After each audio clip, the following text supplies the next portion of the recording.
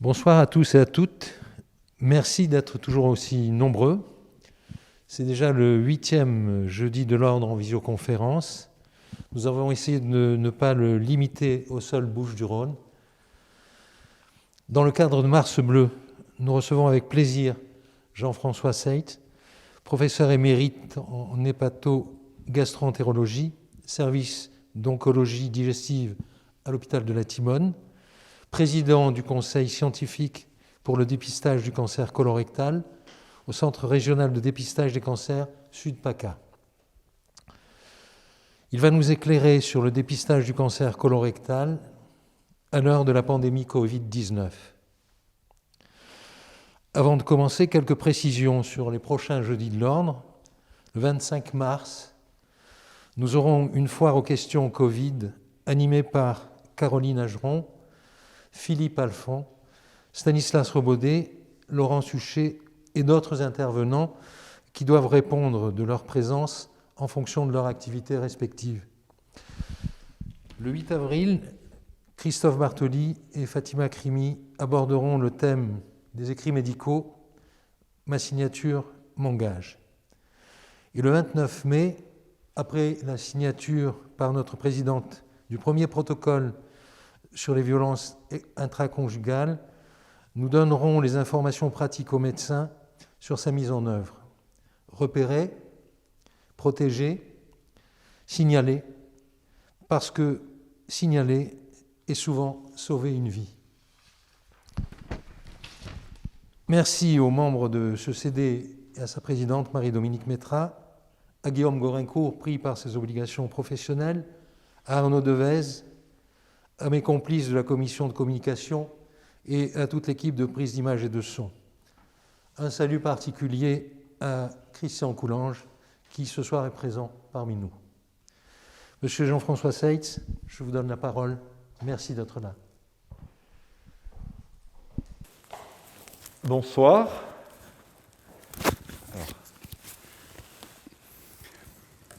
Eh bien, écoutez, je suis très heureux d'être là ce soir. Je remercie infiniment le bureau du conseil départemental du 13 et sa présidente et amie Marie-Dominique Métra de m'avoir invité, de m'avoir proposé de vous traiter du dépistage du cancer colorectal dans cette période si particulière de pandémie. Alors, je les remercie d'autant plus qu'on est dans une période depuis 1 an maintenant où la Covid écrase tout le reste. C'est-à-dire que, vous le voyez sur cette diapositive, il y a eu 2,5 millions de morts attribuées au Covid. Dans le même temps, il y a quand même eu 880 000 décès liés au cancer colorectal dans le monde. Et en France, vous voyez les chiffres, plus de 17 000 morts chaque année. Et bien sûr 86 000 liés au Covid. Alors, ce Covid a beaucoup plus tué que le cancer du côlon, mais on espère que c'est seulement en 2020 et qu'on va sortir enfin de cette galère. Et on a insisté sur le fait que la Covid tuait surtout les personnes très âgées, et c'est vrai quand on regarde les chiffres que 50% des décès surviennent chez des plus de 85 ans, et 80% des décès chez des plus de 75 ans. Ce qui a fait dire à ce philosophe Gaspard Koenig que, en fait, c'était vie prolongée contre vie gâchée, qu'on gâchait la vie des jeunes pour sauver les vieux, et que c'était le vrai dilemme de la lutte anti-Covid. En fait, il considérait dans son éditorial que vous avez peut-être lu qu'il n'y a eu dans sa tranche d'âge à lui, les 15-44 ans, que 60 décès de personnes jeunes sans comorbidité. En fait, donc ça m'a poussé à regarder les chiffres de mortalité par Covid par tranche d'âge, et vous voyez quand même qu'il y a déjà eu 1% de morts dans sa tranche d'âge à lui, c'est-à-dire environ 800 décès. Si on est diabétique ou hypertendu, est-ce qu'on mérite de mourir pour autant? Et si on regarde les 45-65 ans, c'est près de 6 000 morts, et les 65-75 ans, c'est près de 12 000 morts par le Covid. Donc, je n'ai pas retenu son argumentaire. Mais ça m'a poussé à regarder un petit peu la mortalité, donc le comparer à la mortalité par cancer du côlon. Et vous voyez en bleu ces histogrammes qui montrent que on a à peu près cette répartition. On meurt plus quand on est plus âgé du cancer du côlon, puisqu'on sait que sa fréquence double à partir de 50 ans, double à chaque décennie. Mais vous voyez que dans la classe d'âge moyen, en proportion, le cancer colorectal tue à peu près 2 fois plus que la Covid-19 dans les 45-65 ans et les 65-75. Autre différence, c'est que le cancer colorectal, lui, malheureusement, il tue tous les ans 17 000 personnes. Et ça représente un décès toutes les demi-heures. Rappelons-nous, pour les plus âgés d'entre nous, pour notre génération, que dans les années 70, on mourait sur les routes. Il y a eu 18 000 morts en France sur les routes en 1972, dans le pic historique de mortalité routière. On a appliqué des mesures, on a limité la vitesse, on a porté des ceintures de sécurité. Actuellement, il meurt encore 3 000 et quelques personnes par an, mais on a réduit de façon colossale par 5 la mortalité. Ce que je vais essayer de vous démontrer ce soir, c'est qu'on peut faire la même chose avec le cancer colorectal, avec une ceinture de sécurité qui, de mon point de vue, je vais vous traiter ces différents sujets, est le test immunologique fécal, qui reste mal connu du public et qui doit être beaucoup plus utilisé dans notre pays. Donc je veux commencer par rapport aux questions que vous avez bien voulu nous adresser avant la conférence. J'ai noté que sur les 6 ou 7 premières questions qu'on avait reçues, il y en avait 5 ou 6 qui portaient sur la coloscopie. Alors, premièrement, la coloscopie ne résume pas le dépistage du cancer colorectal. C'est-à-dire que si on n'a pas envie de faire de coloscopie, il ne faut pas se culpabiliser. Voilà. Deuxièmement, il faut connaître la grosse supériorité du test immunologique fécal sur le test biochimique qu'on a longtemps utilisé jusqu'en 2015, l'Hémoculte, qui avait des performances en termes de sensibilité qui étaient faibles. Et ce nouveau test qu'on a tardé en France à introduire jusqu'en 2015, il est d'une efficacité redoutable. C'est une arme, je dirais, de prévention massive. Et donc, la coloscopie, pour la grande majorité des assurés, 80% des assurés qui sont jugés à risque moyen, hommes et femmes de 50 à 74 ans, eh bien, il faut faire un test sur les selles, un test immunologique, et seulement s'il est positif, là, on fera une coloscopie. C'est 4% des assurés qui vont la faire. Alors, pour moi, et pour beaucoup d'autres, c'est vraiment un problème de santé publique. C'est une priorité, le cancer colorectal, parce qu'il rassemble tous les critères. C'est à la fois un cancer fréquent, c'est le 3e cancer le plus fréquent après le sein et la prostate. C'est 43 000 nouveaux cas. C'est la 2e cause de mortalité par cancer. Donc c'est 17 000, je l'ai dit, décès annuels. On a fait d'énormes progrès thérapeutiques. On a 13% de gains de survie ces 25 dernières années sur le cancer du côlon en France, donc on a fait beaucoup de progrès. Mais malgré ça, quand on le diagnostique au stade de métastase, avant c'était la mort assurée, maintenant c'est 12% de survie à 5 ans, mais au prix de traitements très lourds, à la fois pour la société, en termes de prix des nouvelles molécules, des interventions chirurgicales, mais aussi en termes humains pour les patients qui subissent ces traitements. Alors qu'au stade 1, on a la guérison quasiment assurée avec des traitements faibles, traitements relativement simples. Et puis surtout, une particularité du cancer colorectal par rapport au cancer du sein, qui est un cancer qui fait partie aussi du dépistage organisé, c'est qu'il y a aussi l'aspect prévention, puisque le dépistage, on a cette chance, il détecte les lésions précancéreuses qui sont les adénomes avancés, ces polypes qui vont se cancériser du vivant du sujet dans les mois ou années qui suivent. Alors, l'incidence et la mortalité par cancer du côlon, vous le voyez, la mortalité, elle diminue chez l'homme et chez la femme. L'incidence, elle commence depuis les années 2010 à peu près à diminuer chez l'homme. C'est le résultat de toutes ces stratégies.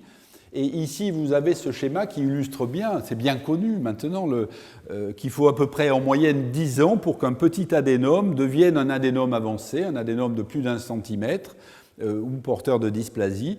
Et sur 1000 adénomes, 100 deviennent des adénomes avancés et 25 de ces adénomes avancés deviendront des cancers. Et tout ça prend une dizaine d'années, donc on a du temps pour dépister et traiter la lésion précancéreuse.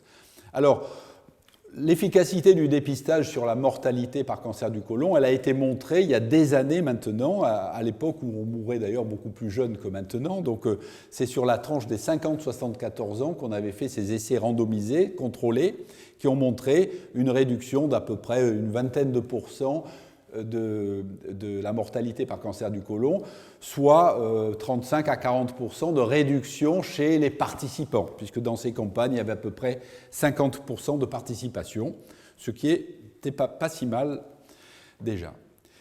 Deuxième élément, grâce au dépistage des lésions précancéreuses, le dépistage réduit aussi l'incidence du cancer du côlon. Donc on peut éviter d'avoir le cancer quand on va se faire dépister. C'est ça que le public doit comprendre pour participer beaucoup plus facilement aux campagnes. Vous avez ici une étude italienne dans la région de Florence qui a montré qu'avec 11 ans de recul, on observait une réduction de l'incidence de ce cancer de près de 25%, même si c'était une étude où le taux de participation était un peu à la française, il n'y avait que 40% de mortalité, il y avait surtout que 70% des participants qui avaient un test positif qui faisaient derrière la coloscopie.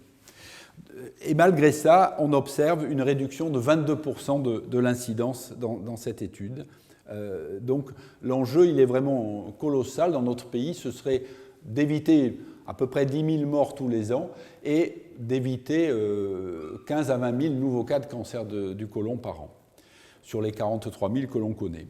Alors, vous avez ici, sur cette diapositive, les performances du nouveau test par rapport à l'hémoculte. Vous voyez que le test immunologique a une sensibilité pour la détection du cancer qui est de près de 80%. On est loin des 40% de l'hémoculte.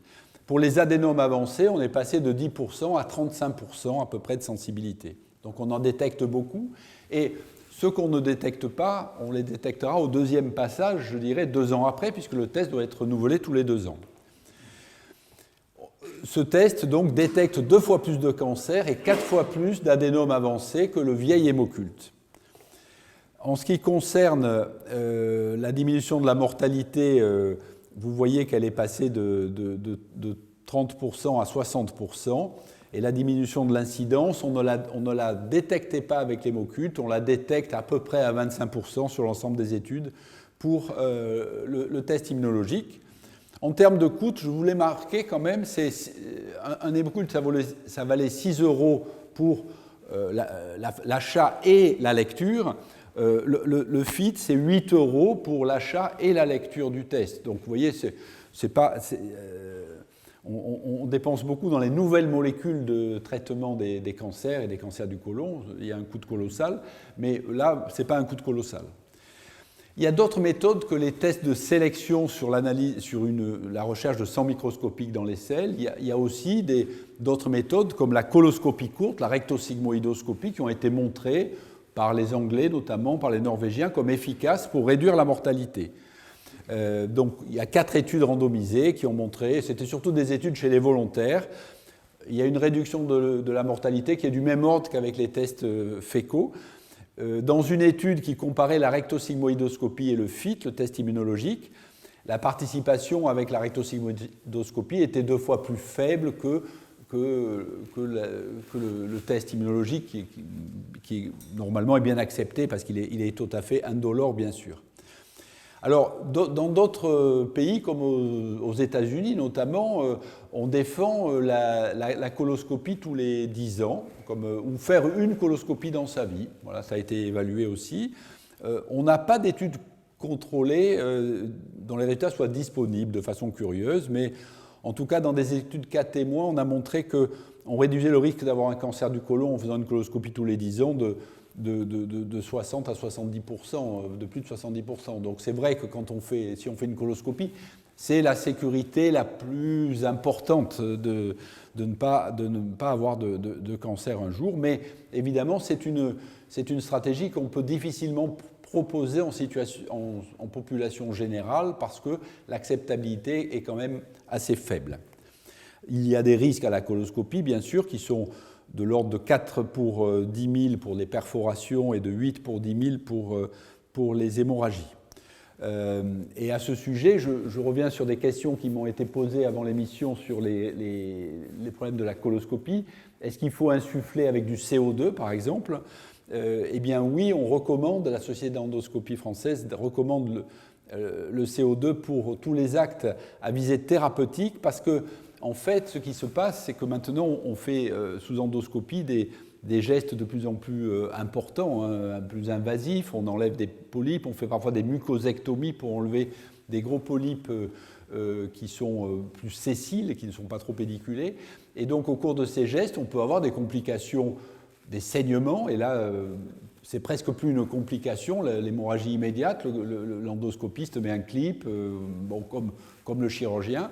Et on peut avoir des perforations qui, si elles sont très limitées, vont être également traitées médicalement avec un clip et une antibiothérapie. Le patient est bien sûr gardé en observation, mais on n'est pas obligé de recourir systématiquement à une chirurgie. Et surtout, si on utilise le CO2, à ce moment-là, le CO2 va se résorber du péritoine, et puis le pneumopéritoine au CO2 n'est pas douloureux. Donc, c'est un des avantages. Voilà. Il y a eu une autre question sur les suites douloureuses. Qu'est-ce qui est acceptable Alors, la première des choses, c'est que pour laisser sortir un patient ambulatoire, dans les critères, il faut plus qu'il ait mal. Donc, voilà, ce qui est acceptable, c'est une douleur au réveil, mais qui doit céder. Après, c'est aux spécialistes d'apprécier ce qui peut être une complication du geste, qui nécessite que le patient reste hospitalisé, ou si c'est simplement un peu une difficulté à évacuer ses gaz. Voilà une petite parenthèse sur la coloscopie. Et je termine la liste des autres méthodes de dépistage. Alors, il y a des méthodes d'avenir, probablement, qui constituent peut-être l'avenir. La vidéocapsule, l'IRM colique, qui sont en cours d'évaluation. Le coloscanner, on commence à bien connaître. Il a une bonne sensibilité, mais finalement, il induit un recours à la coloscopie qui est assez fréquent. Donc, finalement, il y a beaucoup de patients qui vont faire une première préparation colique pour leur coloscanner, puis qui vont devoir faire une coloscopie vraie et non pas virtuelle après. Et en pratique, cette méthode est finalement peu utilisée et on y recourt volontiers quand il y a un échec ou une contre-indication à la coloscopie. Et l'ADN tumoral dans les selles, ça a été approuvé par la FDA, le Cologuard. C'est un test qui est plus sensible que le FIT. Il y a des essais aussi sur l'association des deux tests fécaux. Donc c'est probablement une méthode d'avenir. Un petit souci, c'est que ça coûte 30 fois plus qu'un FIT. Et donc, pour terminer avec les sous, je dirais que, vous voyez, le dépistage colorectal en France, il coûte environ 75 millions d'euros par an. En revanche, pour traiter le cancer colorectal, vous voyez qu'on dépense 6 fois plus en frais d'hospitalisation, 470 millions d'euros. Et en ce qui concerne l'apparition des nouvelles molécules et des thérapies ciblées, c'est 2 milliards par an, c'était les chiffres de 2010, c'est-à-dire 30 fois plus que le dépistage. Donc on est, je vous assure, gagnant, tous gagnants, et le patient surtout, quand on évite d'avoir un cancer du côlon, même si j'ai passé toute ma carrière à traiter, bien sûr, surtout des stades avancés, et c'est ce qui m'a donné envie, bien sûr, de développer le dépistage et la prévention. Alors, le dépistage, il est adapté au niveau de risque, vous le savez, et c'est parce qu'en fait, vous avez 80% des cancers qui sont des cancers sporadiques. Vous en avez 15% qui surviennent dans une ambiance familiale, c'est-à-dire il y a un antécédent dans la famille ou peut-être deux chez les parents au premier degré ou au deuxième degré. Et puis, il y a 5% de formes vraiment génétiques avec une mutation, c'est la polypose adénomateuse familiale ou c'est le syndrome de Lynch, le HNPCC, donc cancer colique familial sans polypose, qui est le plus fréquent de ces deux maladies génétiques. Alors, très clairement, sujet à risque moyen, c'est-à-dire tout simplement avoir plus de 50 ans, avoir soufflé ses 50 bougies, sans antécédents familiaux ou personnels particuliers, sans symptômes, bien sûr. Si on a des symptômes, on consulte et on se fait explorer. Mais si on est en bonne santé et qu'on a entre 50 et 74 ans, eh bien la bonne façon de faire, c'est de faire un test sur les selles tous les 2 ans, un test immunologique, et de faire la coloscopie s'il est positif. Chez les sujets qui ont des antécédents familiaux au premier degré, ou qui ont des antécédents personnels de cancer du côlon ou d'adénome, c'est la coloscopie directe. De la même façon, les sujets qui ont des rectocolites, qui sont suivis pour une rectocolite hémorragique, ont un risque augmenté de cancer. Ils sont suivis par des coloscopies avec des biopsies. Et enfin, ça n'apparaît pas sur la diapo, là il y a un petit bug, mais dans les formes génétiques familiales, là c'est bien sûr la coloscopie et c'est même la chromocoloscopie, c'est-à-dire que ces patients qui sont porteurs de la mutation dont on surveille le côlon, les Lynch, au début on croyait même que c'était des cancers qui apparaissaient de novo sans passer par un polype. En fait, c'est que ce sont souvent des polypes plans du côlon droit que l'on ne voyait pas avant les colorations vitales et ces polypes festonnés notamment qui ont tendance à dégénérer plus vite que la moyenne des polypes. Et donc les gastro-entérologues ont appris à les repérer au cours de chromocoloscopie. Et bien sûr, il y a la consultation de génétique qui permet d'authentifier la mutation et de la chercher chez les autres membres de la famille pour savoir qui doit être pris en charge et qui peut être retombé dans la population générale. Voilà, alors comment ça se passe après un FIT? Vous le savez, ce FIT, il est simple à faire à la maison, c'est l'assuré qui le fait lui-même. Et quand il est positif, dans 4% des cas, là, il faut faire une coloscopie. Alors malheureusement, ce n'est pas 100% de coloscopie, c'est 88%. Les chiffres nationaux, c'est 88%. Donc il y a 12% des Français qui ont un test positif et qui n'ont pas compris qu'il fallait vraiment faire une coloscopie derrière et qui ne la font pas. Quand la coloscopie est réalisée dans cette situation-là, elle est extrêmement rentable en termes de lésions, puisqu'on trouve dans 45% des cas, c'est-à-dire près d'une fois sur deux, on trouve un polype, un adénome, et la plupart de ces adénomes sont des adénomes avancés, c'est-à-dire des adénomes de plus d'1 centimètre, ou porteurs de dysplasie, ou vileux, qui ont un risque de dégénérer à court terme. Et puis dans 7 à 8% des cas, on trouve un cancer qui, dans plus de la moitié des cas, est un cancer précoce, qui va être guéri par une simple colectomie. Quand le test est négatif, il faudra le refaire au bout de 2 ans, ou si on a des symptômes dans l'intervalle, bien sûr, consulter son médecin. J'ai parlé de la génétique, je n'ai pas parlé des autres facteurs de risque, mais bien sûr, il y a des facteurs liés à l'environnement, des facteurs, vous voyez que sur cette diapositive, que l'alimentation, la consommation d'alcool excessive, le surpoids et l'obésité, le fait de fumer seront des facteurs avec la sédentarité qui aggravent notre risque, bien sûr, et certains commencent à réfléchir à des index qui pourraient pousser un peu plus vers la coloscopie quand on cumule un certain nombre de facteurs négatifs. Donc, pour résumer un petit peu le FIT, le test immunologique par rapport à la coloscopie, donc il est plus performant, 2,5 fois plus de cancers dépistés, près de 4 fois plus d'adénomes avancés dépistés. Il est plus simple parce qu'il y a pour l'assurer un seul prélèvement de sel à faire et non pas 6 sur 3 jours de suite. Il est plus fiable parce que d'abord il est spécifique de l'hémoglobine humaine, donc il n'y a pas de régime alimentaire à faire pendant le truc. Voilà. Et sa lecture est automatisée.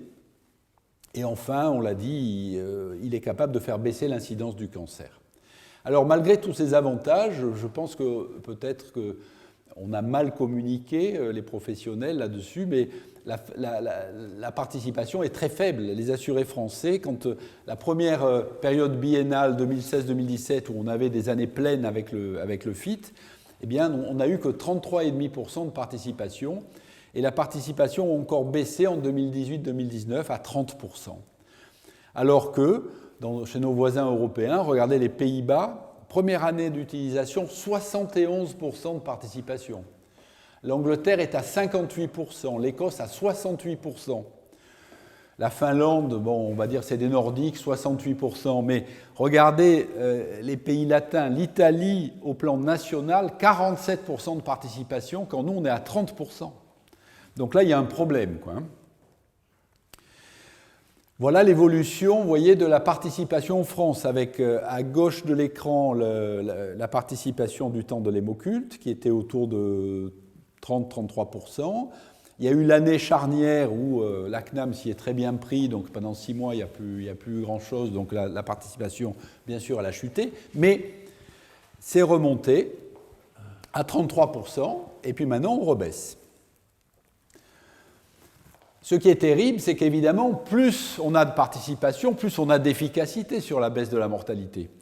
Regardez cette courbe qui émane d'un groupe californien, le Kaiser Permanent Study Group, qui a montré qu'avec l'augmentation de la participation entre 2000 et 2015, ils sont passés de 40% de participation à 83%. Vous voyez qu'en miroir, on a une chute de la mortalité qui est spectaculaire. Alors, les Américains, c'est une conception différente de la nôtre. C'est faites-vous dépister en fonction de ce qu'on vous propose, en fonction de ce qui est disponible, peu importe. Soit vous faites un FIT, alors l'hémoculte maintenant il a disparu chez eux bien sûr aussi, comme chez nous, mais vous faites un FIT, alors eux ils demandent le FIT annuel. Bon. Soit vous faites une coloscopie tous les 10 ans, soit vous faites une coloscopie courte, puisque vous avez vu que c'est une méthode qui a été validée, tous les 5 ans. Et donc là, ils ont 48% de FIT annuel, 48% des assurés qui font un FIT, c'est beaucoup plus que chez nous. Ils ont 33% de coloscopie dans les 10 ans, et il y a 1%, c'est comme en France, de coloscopie courte, c'est un examen qui ne se fait plus beaucoup. Voilà une illustration de... Alors évidemment, peut-être qu'il y a eu aux États-Unis un effet Ronald Reagan, puisqu'ils ont eu un président qui a eu le cancer du côlon, et peut-être que c'est ce qui les a poussés à se mobiliser. Et toutes les sociétés savantes aux États-Unis se sont fixées en 2015 un objectif qui était en 2018, on aura 80% de notre population cible qui sera couverte par le dépistage, selon les modalités qu'on a dit. Regardez un petit peu sur ce tableau les avantages que l'on peut espérer. Avec le taux à la française actuellement, on sauve à peu près déjà 3500 à 4000 vies, ce qui est bien déjà. Et l'INCa, l'Institut national du cancer, a fait une étude qui montre qu'on est coût efficace avec une participation aussi mauvaise que la nôtre. C'est déjà mieux que rien. Mais si on se rapprochait de la Hollande ou d'une participation idéalement de tous les assurés de la tranche d'âge, vous voyez le nombre de vies que l'on sauverait. On sauverait à peu près 10 000 vies supplémentaires et on éviterait probablement à peu près 20 000 cancers du côlon supplémentaires. Donc, et l'objectif de l'Europe, c'est au moins 60% de participation et on en est loin. Alors, on va faire un focus sur notre région Provence-Alpes-Côte d'Azur. Vous voyez que déjà, la participation en France est très hétérogène. Vous voyez que malheureusement, en PACA, on n'est pas les mieux placés. Quand sur la période 2018-2019, il y avait 30% de participation en France, eh bien, on était à 25% en région sud PACA. Heureusement qu'il y a l'Île-de-France, qu'il y a les Parisiens qui font un peu plus mal que nous, à peine. Heureusement qu'il y a la Corse, heureusement qu'il y a la Guyane, mais vous voyez que même la Martinique et la Guadeloupe font mieux que la région Sud-PACA. C'est quand même effrayant. On est très très mauvais. Cette région sud qu'on adore, qui est une très belle région, vous le savez, c'est 5 millions d'habitants, 7% à peu près de la population française, une population cible d'1,5 million d'habitants. Et on a une incidence du cancer colorectal qui est assez proche de la moyenne nationale. On a autant de cancers, on n'en a pas plus, mais on en a autant que la moyenne. En revanche, on a une mortalité qui est plus faible, qui est une des plus faibles avec la Corse. On est les deux régions qui ont les mortalités les plus faibles par cancer colorectal. Vous voyez un ratio à 0,86 chez l'homme par rapport à la moyenne nationale et 0,91 chez la femme. Et pourtant, on a une participation au dépistage, vous l'avez vu, qui est plutôt un peu plus faible que la moyenne nationale. Cette faible participation, on peut l'expliquer par la pauvreté, puisque en PACA, on a un taux de pauvreté qui est de 15% de personnes qui sont sous le seuil de pauvreté, contre 11,8% en France, et en Bouches-du-Rhône aussi, on est 15,6%, donc on est assez bas. Et on a bien montré dans un travail récent sur la totalité des communes de Bouches-du-Rhône que les plus pauvres, plus on est pauvre, moins on participe au dépistage, ce qui est assez logique. Et là, je vais vous montrer une étude qu'on a fait avec l'ARS PACA sur la vraie couverture du dépistage, parce que finalement, on fait des coloscopies. Quand vous recevez une invitation pour un FIT, en tant qu'assuré, on vous dit si vous ne faites pas le FIT, donnez-en les raisons. Si vous avez fait une coloscopie dans les 5 ans, par exemple, c'est inutile de faire le FIT. Si vous êtes suivi pour une autre pathologie, par exemple, etc. Donc, mais on n'a pas accès aux données sur les coloscopies. Donc j'ai fait ce travail avec l'ARS qui montre que, vous voyez, on fait moins de, je vous l'ai déjà dit, on fait moins de FIT, on fait 25% de FIT quand il y en a 29 en France entière, mais on fait plus de coloscopies en région PACA qu'en France entière. Donc l'un et l'autre, eh bien, on est à 46% de couverture entre le FIT dans les 2 ans et les coloscopies dans les 5 ans. 46% de couverture en PACA contre 46,5% en France entière. La différence est à notre défaveur, elle est faible, mais même si c'est statistiquement significatif. Alors, donc on peut conclure qu'il y a un sous-recours au FIT en PACA à 0,88, mais il y a un sur-recours à la coloscopie, 1,16. Ce qui me dérange un tout petit peu, c'est que ce sur-recours à la coloscopie, il porte surtout sur des coloscopies diagnostiques et pas tant sur des coloscopies thérapeutiques qui sont à peu près du même ordre. Ce qui veut dire que si on faisait plus de FIT en PACA, on ferait plus de coloscopies thérapeutiques. Et là, on aurait vraiment un effet sur l'incidence du cancer du côlon qui serait plus marqué. Voilà, sur cette diapositive, vous voyez que quand on tient compte des coloscopies, 33 des exclusions liées aux coloscopies dans les 5 ans, on a des chiffres qui sont un peu moins mauvais que les chiffres que donne Santé publique France, mais comme ils ne nous donnent pas les coloscopies, on a du mal à calculer ces chiffres, sauf dans le cadre d'une étude. Donc, et là, c'est les chiffres que je vous ai montrés. Couverture par le FIT ou par la coloscopie, on est autour de 46%. Si on prend les critères à l'américaine, c'est-à-dire la coloscopie dans les 10 ans ou le FIT, etc., on est à 55% en France et 59% de couverture en PACA. Donc voilà. Mais ça, c'est à comparer aux 83% que je vous ai montré de Californie. On en est quand même encore loin. Et les chiffres ici, 36% en France, ils sont à comparer aux 71% des Pays-Bas. C'est sur le FIT seul. Voilà, donc on a encore du chemin à faire. Alors, un mot pour dire la crise Covid, qu'est-ce qu'elle a, son impact. Des Anglais ont publié qu'on pouvait craindre dans les 5 ans qui viennent une augmentation de la mortalité par cancer du côlon, qu'on voit diminuer pour l'instant, mais là, elle pourrait réaugmenter jusqu'à 15 ou 16%. L'impact est beaucoup plus fort que pour le cancer du sein, où ils modélisaient une augmentation de la mortalité je crois, de 8 ou 9%. Alors effectivement, les FIT, ça c'est les chiffres de Cerba, de l'industriel qui lit les tests, ils ont chuté pendant le premier confinement, vous voyez.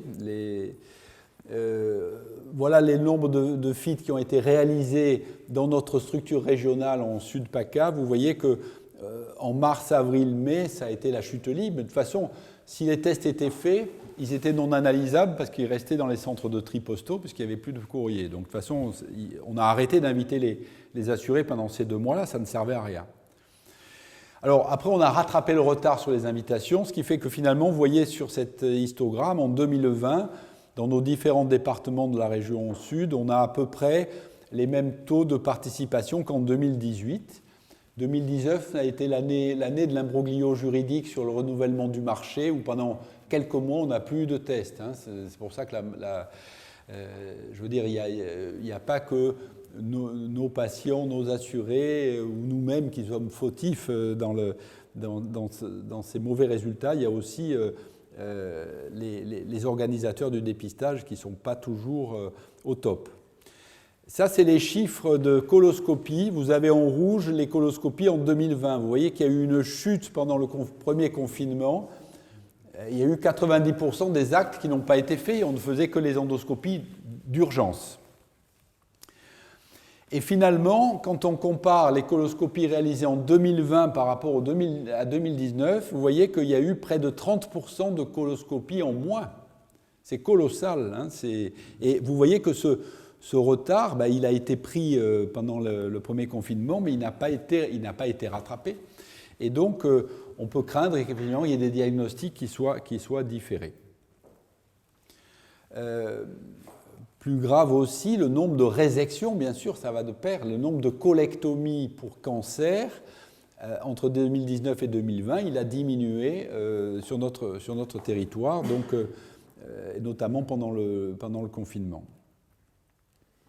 Voilà. Alors, devant cette situation, quel remède on peut essayer d'apporter pour avancer? Donc, je pense que le diagnostic, c'est que d'abord, on a mis un peu tard en place le test immunologique en France. On a attendu 2015. On avait souffert des faibles performances de l'hémoculte, qui, pour beaucoup d'entre nous, était considéré comme un test médiocre. Cette supériorité du FIT sur l'hémoculte, elle est mal connue, elle reste mal connue, je crois, même des professionnels. Peut-être qu'on a une mauvaise organisation, peut-être aussi et sûrement que la valorisation du dépistage pour les acteurs, pour les médecins traitants, qui sont je dirais le socle du dépistage, elle est faible. Il y a peut-être une faible motivation de certains de nos confrères, bien sûr, puisqu'on voit sur les chiffres qu'il n'y a que la moitié des médecins généralistes qui commandent des tests sur leur site ou auprès de leur antenne départementale. Il n'y a que 36% des hépatogastro-entérologues qui sont habilités eux aussi, comme les médecins généralistes, à remettre le test qui en commandent. Et il n'y a qu'une petite part des gynécologues qui commandent des tests, alors que les gynécologues pourraient, au moment, à l'occasion de la prescription de la mammographie, qui se fait tous les 2 ans à partir de 50 ans jusqu'à 75 ans, pourraient en même temps prescrire et remettre le test immunologique fécal. Voilà. Après, il y a les assurés qui ont leur part de responsabilité, je pense. Et peut-être qu'il y a une particularité française qui fait que, eh bien, on a une couverture vaccinale contre HPV qui est catastrophique. Il n'y a que 24% des jeunes filles, alors les jeunes garçons, je n'en parle même pas, qui sont vaccinés contre HPV, alors que c'est plus de 80% en Angleterre et en Australie, avec une éradication du cancer du col. Donc, voilà, peut-être qu'on a le même rejet des vaccins, le même rejet de la prévention, du dépistage, il faut y mettre un terme parce que ce sont des tendances un peu suicidaires, je dirais. Voilà. Alors il y a eu le mois dernier l'annonce par le président de la République de la stratégie décennale de lutte contre les cancers, et déjà je lui trouve une qualité, c'est qu'il a nommé le problème. Il a dit dans son discours, 7 personnes sur 10 ne se font pas dépister pour le cancer colorectal. Donc déjà, je pense que c'est bien de nommer les problèmes et après d'essayer de les résoudre. Il a parlé d'une simplification de l'accès aux tests dans l'objectif de faire 1 million de dépistages supplémentaires par an. Je pense qu'il faut se fixer cet objectif. Et il a dit également que les bornes d'âge du dépistage seront re-questionnées parce qu'en effet, on peut se poser la question de prolonger au-delà de 74 ans le dépistage. Jusqu'à 79, ce serait, je pense, très bien, puisque notre espérance de vie a augmenté d'au moins 10 ans par rapport aux études que je vous ai montrées. Et ensuite, il y a la question des 45-50 ans, parce qu'aux États-Unis, ils commencent à observer une augmentation des cas de cancer dans cette tranche d'âge, et ils ont pris la décision d'avancer à 45 ans l'âge du dépistage organisé. Alors, qu'est-ce qu'il faut faire? Ben oui, faciliter l'accès au FIT, je crois. Il faut savoir qu'il y a 5 millions d'assurés qui n'ont pas déclaré de médecin traitant. Et donc, je pense qu'il faut que ceux-là, ils puissent, enfin, en tout cas, ceux qui vont sur Internet, ils pourront normalement, fin 2021, commander en ligne leurs tests. Cela dit, on ne règle pas le problème des plus défavorisés, bien sûr, qui se dépistent moins. Il faut expérimenter le système hollandais, qui est l'envoi direct du test. Ça va se faire, mais j'espère qu'on va le faire vite, parce que ça devrait déjà être fait. Pour l'instant, vous savez que seuls les assurés qui ont participé à l'une des 3 précédentes campagnes reçoivent le test avec la deuxième relance, au bout de 9 mois après l'invitation initiale. Et enfin, il faut peut-être faire ce qu'on fait ce soir, c'est-à-dire parler du dépistage, actualiser nos connaissances ensemble, communiquer auprès du grand public, c'est ce qu'on essaie de faire à l'occasion du mois de mars, Mars bleu. Et on a développé également des applications pour téléphone cellulaire dans notre région qui rappelle en fonction de votre âge, de votre sexe, les dépistages que vous devez faire. Et cette application devrait permettre de noter les dates aussi des dépistages. Alors, on a essayé de communiquer, vous le voyez, avec un certain nombre d'ambassadeurs, des gens de notre région, comme Basile Boli, qui parraine notre course depuis quelques années, mais aussi d'autres comme Akhenaton du groupe IAM, Fogg qui s'est joint à nous, Pef, l'acteur marseillais Pierre-François Martin Laval et bien d'autres. Eh bien, voilà, pour essayer de communiquer sur les réseaux, pour donner une bonne image à ce dépistage. Et pour conclure, je dirais que, pour être optimiste, je dirais que selon ce sondage BVA récent, 76% des Français déclarent qu'ils feront plus attention à leur santé suite à la crise sanitaire du Covid-19. Donc il faut espérer que, passé la crise, on va dépister à tour de bras et on va sauver, je l'espère, des milliers de vies chaque année. Je vous remercie, j'espère que je n'ai pas été trop long, j'ai parlé une bonne demi-heure.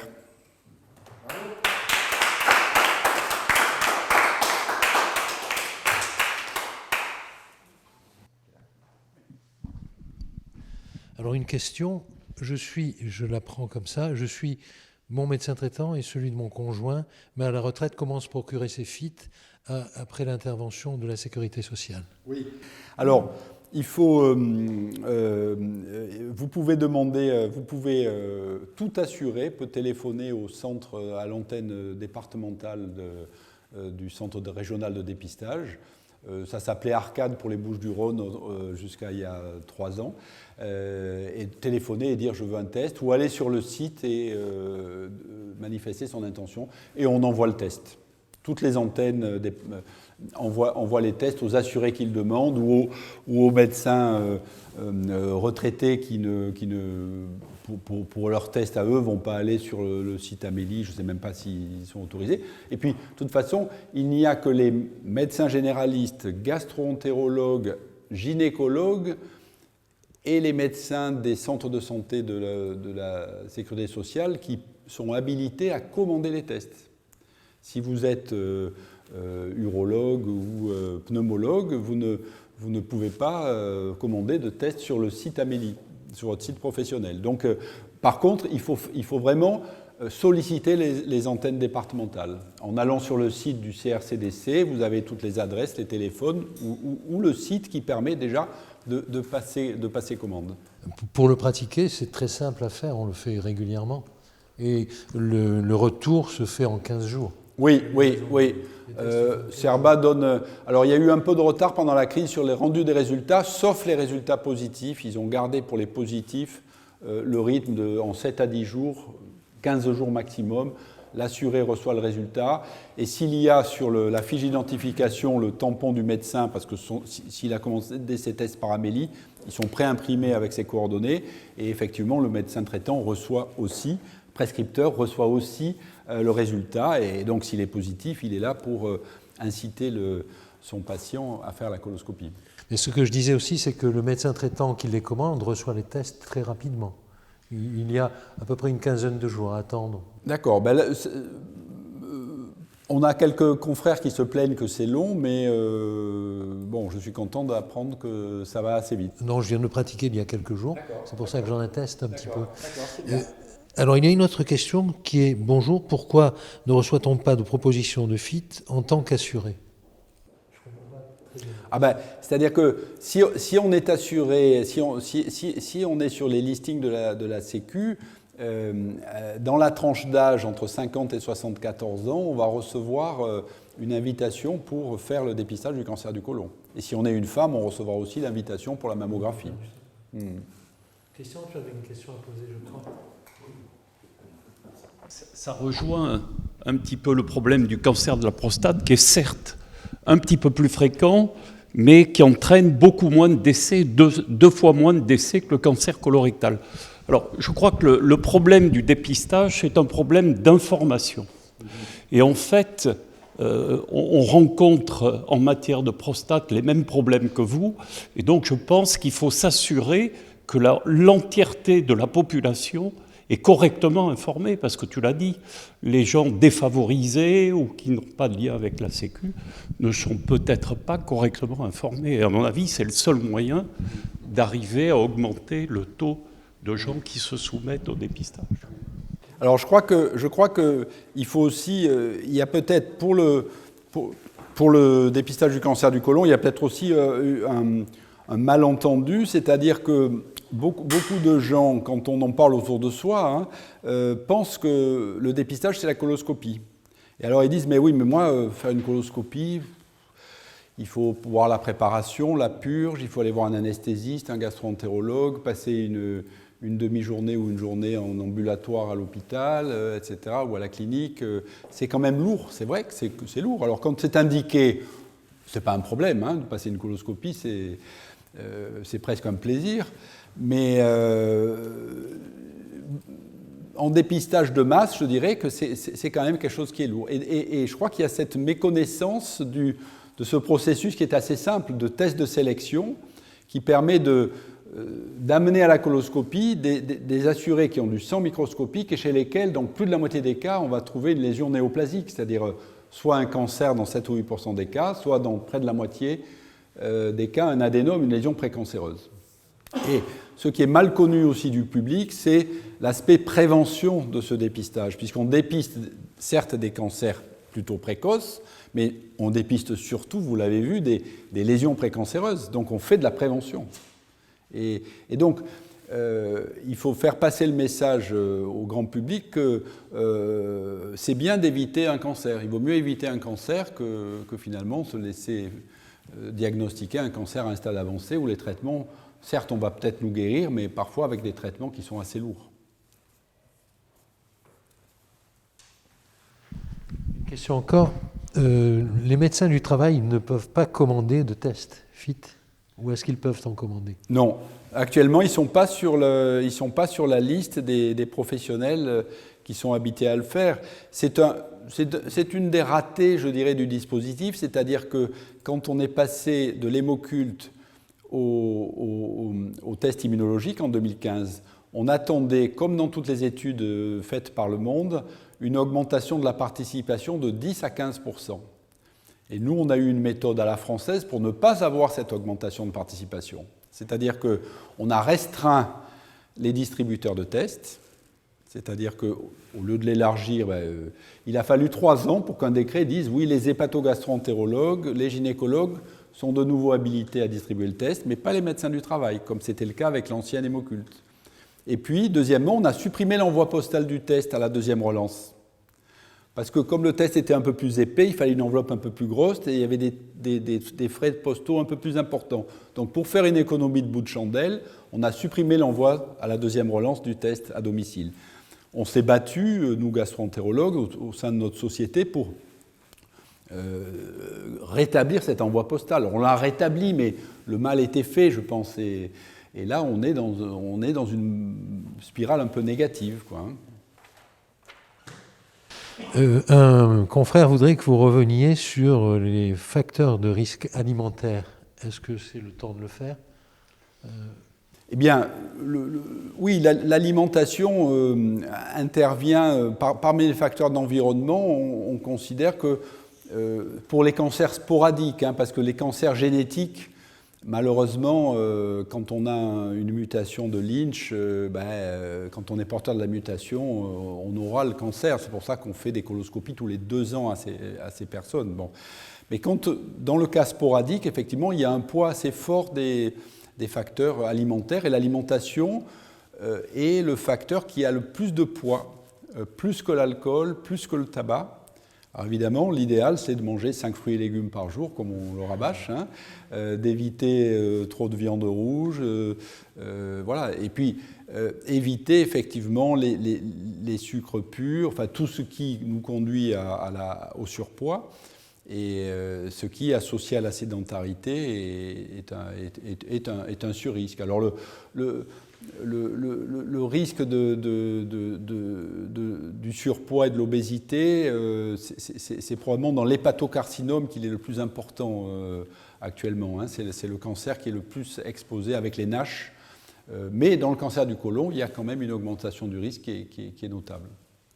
Et enfin, une dernière question. Quel est le principe du FIT? Alors, c'est une méthode de détection de l'hémoglobine humaine. C'est spécifique de l'hémoglobine humaine, c'est-à-dire que effectivement, on n'a pas du coup de régime à faire sans viande qui risquait de polluer, donner des faux positifs de l'ancien hémoculte. Et je serais incapable de vous expliquer le détail de la technique. Simplement, on détecte l'hème humaine. Et après, il y a une question de seuil qui est intéressante. C'est-à-dire qu'on a choisi en France un seuil à 30 microgrammes d'hémoglobine dans les selles qui était un compromis pour ne pas faire trop de coloscopie négative ou trop de coloscopie. Mais dans d'autres pays, on utilise des seuils plus bas où on induit, on a plus de positivité, donc on fait plus de coloscopie. Et avec un seuil plus bas, les Espagnols ont fait une très belle étude chez les apparentés, chez les sujets qui sont à risque élevé, c'est-à-dire qui ont un cas de cancer apparenté au premier degré. Et dans cette étude du FIT, qui était un FIT annuel avec ce seuil plus bas versus la coloscopie, on a des résultats étonnants. C'est-à-dire qu'au premier passage, on a déjà un taux de sensibilité pour la détection des cancers qui est similaire entre les deux techniques. Merci. Marie, est-ce que tu voudrais venir tirer une conclusion? Je te surprends, mais j'aime bien te surprendre. Et je sais la relation qui te lie à Jean-François Seitz. Bonsoir. Oui, merci Jean-François. C'était très intéressant au niveau scientifique. J'espère que vous êtes satisfait de cette soirée et des autres. Je vous invite à continuer à nous suivre un jeudi par mois. Et je remercie toute l'équipe. Bonsoir. Merci beaucoup. Bonsoir.